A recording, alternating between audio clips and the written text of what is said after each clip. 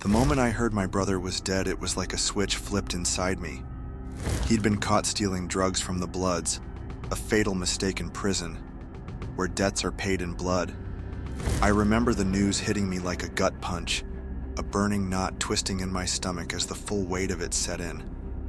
My world turned red, filled with one single burning thought: vengeance. And if you've ever been driven by vengeance, you'll know it doesn't leave room for anything else. My name is Aaron Fisher, and this is how I died. Life in prison is all about balance, alliances, and survival. Before my brother's death, I'd learned how to lay low, how to keep the peace. I wasn't involved in the gang wars, wasn't playing power games, just stayed out of the way doing my time. But once he was gone, my sense of neutrality shattered. The Bloods had taken something irreplaceable from me. They'd taken him, and I wasn't going to let that go unpunished. I spent the next few weeks watching, planning, waiting. I knew going after the Bloods meant putting my own life on the line, that trying to take them down was like signing my own death warrant. But that fire burning in my chest didn't care about the risks. Revenge was a double-edged sword, and I was ready to bleed. Every day I'd track my targets, make quiet deals, trade favors for information, and build alliances with other inmates who held grudges against the gang. Nobody knew what I was planning. Not the guards, not even my cellmates. Just me, the blade I'd fashioned into a shank, and the rage that made my pulse pound with anticipation. When the night came, the whole prison seemed to fall into a dark, tense silence. The guards, bored and half asleep, kept their eyes on the outer edges of the yard, not paying attention to us. And there, in a shadowed corner, were my targets. The two men who'd laughed about killing my brother, who'd bragged about it like they were telling some twisted bedtime story. They didn't see me coming, didn't hear my footsteps until I was on them. I struck fast, my blade flashing in the low light, slicing through the air as I lunged out of the shadows. I wanted them to know the fear my brother must have felt. The surprise in their eyes was brief, shifting into that fight-or-flight instinct. One of them swung at me, but I dodged, slamming him against the wall, driving my shank deep into his side. I felt his body go slack as I twisted the blade, then turned to the other, who was reaching for his own weapon. But I was faster, lunging forward and jabbing the shank deep into his gut. I stabbed him again, each puncture fueling the fury in me. The smell of blood hit me, thick and metallic, but I didn't stop.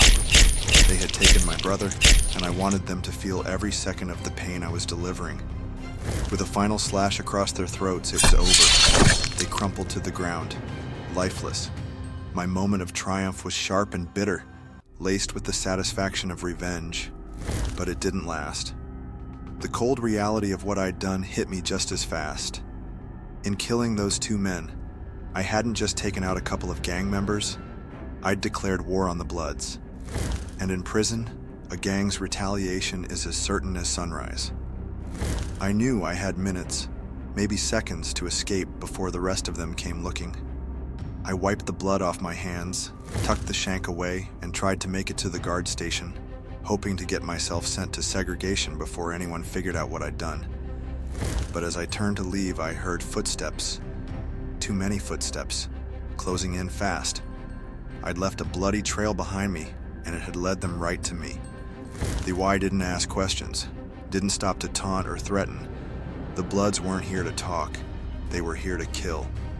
The first blow landed on my back, knocking me forward. I barely had time to brace myself before another punch landed, then another. Pain seared through my side as the shank pierced my skin, but I wasn't going down without a fight. I gripped my shank, swung it wildly, felt the tip slice into someone's arm. The rush of adrenaline masked the pain, letting me fight harder, faster. I slashed forward, felt the blade hit flesh, heard the grunts as I struck one after another. But there were too many of them.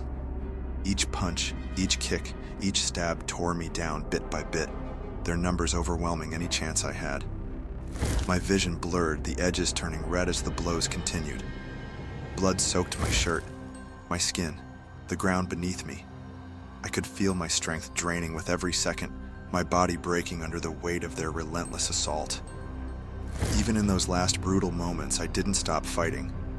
I stabbed, slashed, punched, anything to keep them at bay. I got a few hits in, managed to hear the satisfying sound of someone's bone breaking under my fist, but it wasn't enough. Not nearly enough. A soulful fist